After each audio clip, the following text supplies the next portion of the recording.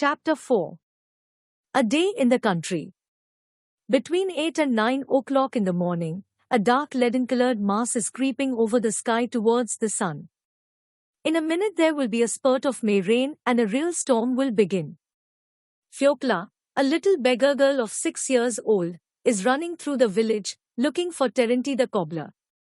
The black-haired, barefoot child is pale. Her eyes are wide open, her lips are trembling. "Uncle, where is Terenti?" she asks everyone she meets. No one answers. They are all preoccupied with the approaching storm and take refuge in their huts.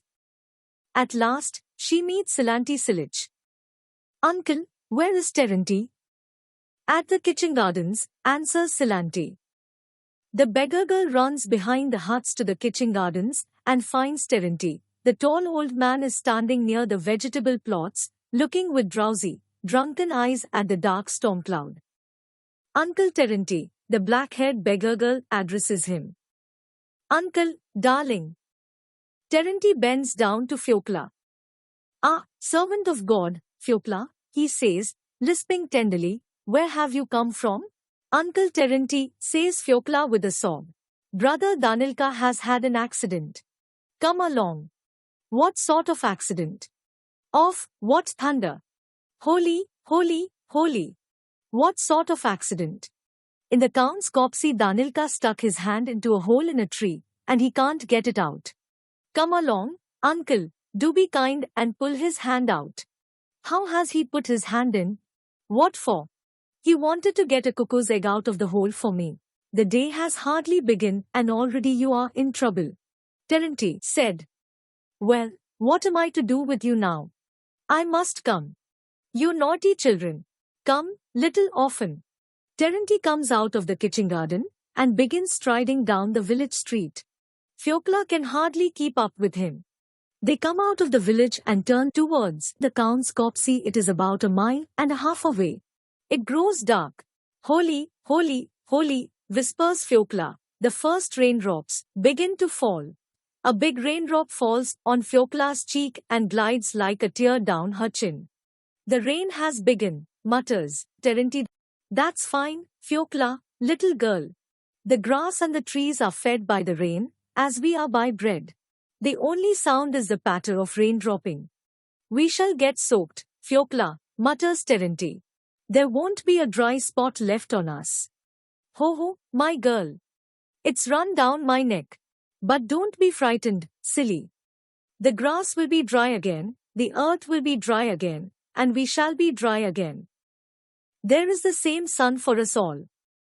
A flash of lightning, some 14 feet long, gleams above their heads. "Holy, holy, holy," says Terenti, crossing himself. "Don't be afraid, little orphan." Terenti's and Fiokla's feet are covered with lumps of heavy, wet clay.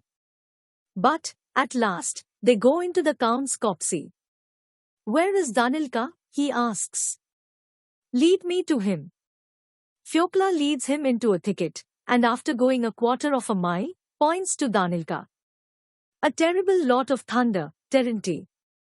I have never heard so much thunder in all my life." "And where is your hand?" "In the hole." "Pull it out, please, Terenti." The wood had broken at the edge of the hole and jammed Danilka's hand. Terenti snaps off the broken piece, and the boy's hand, red and crushed, is released. "It's terrible how it's thundering," the boy says again. "What makes it thunder, Terenti?" "One cloud runs against the other," answers the cobbler. "The ducks flew by here the other day, Terenti," says Danilka.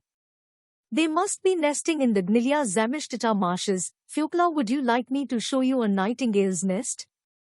"Don't touch it, you might disturb them," says Terenti. "The nightingale is a singing bird. It's a sin to disturb him." "What about the sparrow?" "The sparrow doesn't matter, he's a bad, spiteful bird." A bright patch of blue appears in the sky. "Look," says Terenti. An ant heap burst open by the rain. They have been flooded. The downpour has damaged it. "You needn't be in such a taking, you won't die of it," says Terenti. As soon as the sun warms you, you'll come to your senses again. It's a lesson for you. You won't settle on low ground another time. And here are some bees, cries Danilka. The drenched and chilled bees are huddled together on the branch. That's a swarm of bees, Terenti informs them. They were flying looking for a home, and when the rain came down upon them, they settled. If a swarm is flying, you need only sprinkle water on them to make them settle. Little Fiokla suddenly frowns and rubs her neck vigorously. Her brother looks at her neck and sees a big swelling on it. Hey hey, laughs the cobbler. Do you know where you got that from, Fiokla, little girl? There are Spanish flies on some trees in the wood. The rain has trickled off them, and a drop has fallen on your neck. That's what has made the swelling. The sun appears from behind the clouds and floods the wood, the fields and the three friends with its warm light. That herb is given when your nose bleeds, says Terenti, pointing to a woolly-looking flower. It does good. A good strain races by before the eyes of Terenti, Danilka and Fiokla. The engine, panting and puffing out black smoke, drags more than 20 wands after it. The children are interested to know how an engine can move and drag such weights. Terenti explains to them. It's all the steam's doing, children. The steam does the work. They cross the railway line and walk towards the river. Danilka asks questions, Terenti answers them. Terenti answers all his questions, and there is no secret in nature which baffles him. Danilka looks at Terenti and greedily drinks in every word. The two of them, the cobbler and the orphan, walk about the fields, talk unceasingly, and are not weary. They walk, and in their talk of the beauty of the earth do not notice the frail little beggar girl tripping after them. She is breathless and moves with a lagging step. Towards midday, all three sit down on the river bank. Danilka takes out of his bag a piece of bread, soaked and reduced to a mash, and they begin to eat.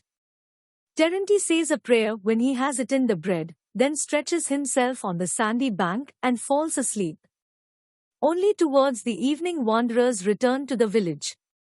The children go for the night to a deserted barn while Terenti goes to the tavern. The boy does not sleep. He gazes into the darkness. The number of his impressions, together with exhaustion and hunger, are too much for him. He is as hot as though he were on fire, and tosses from side to side.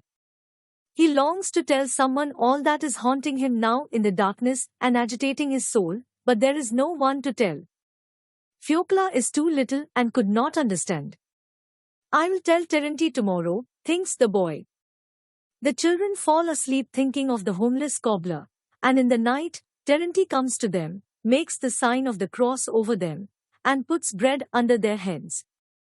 And no one sees his love. It is seen only by the moon which floats in the sky and peeps caressingly through the holes in the wall of the deserted barn.